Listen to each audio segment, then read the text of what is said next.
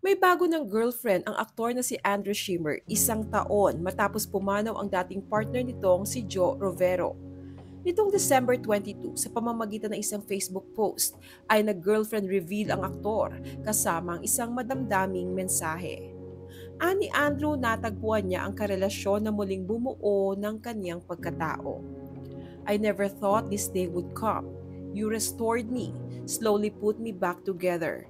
You took away all the pain and gave me something that made me love the world again.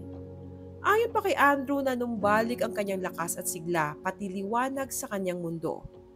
I was in total chaos and darkness before you found me. You brought back the strength in my heart and lightened up my darkness from within. Bagaman batid umano ni Andrew na maaari siyang husgahan ng iba sa tila mabilis na pangyayaring ito, ay sigurado umano siya na ito na ang babaeng gusto niyang makasama habang buhay.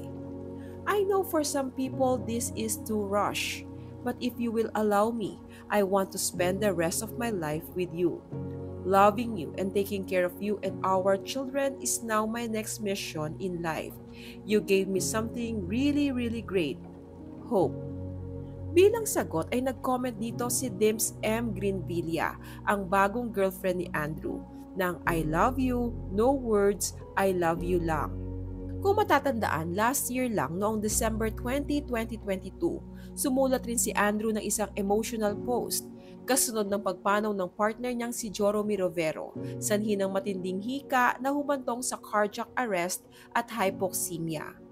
Pero ngayon ay tila isang 360 turn of emotion ang nangyari kay Andrew dahil kung gaano siya kalugmok last year ay ganoon naman din siya kasaya ngayon. Nagbahagi si Andrew ng mga sweet photos kasama ang bago niyang girlfriend.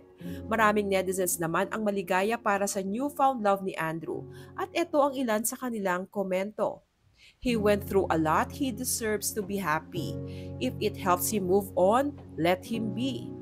Gayunpaman ay hindi lahat sang-ayon sa mabilis na pag-move on ni Andrew sa pagkawala ng misis niyang si Joromy.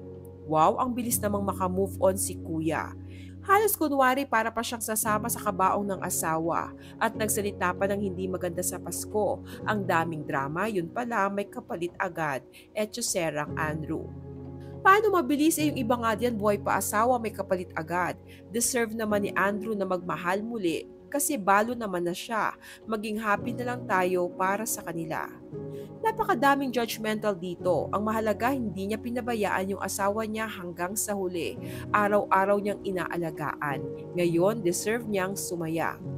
Samantala, sa hiwalay na post, ipinakita ni Andrew ang pagbisita niya sa puntod ni Joromy noong Webes. It's been a year already. We all miss you. You will always be our angel. Keep watching us up there. I know you can see everything now. And I know you are happy.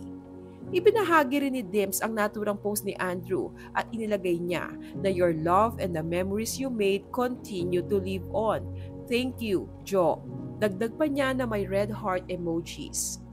Si Dims o Dimples Greenvilla isa ring single parent tulad ni Andrew at matapang na hinarap ang mundo ng nag-iisa para itaguyod ang mga anak matapos mawala ng kapareha.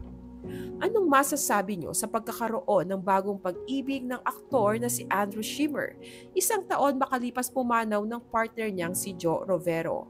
Share your thoughts below.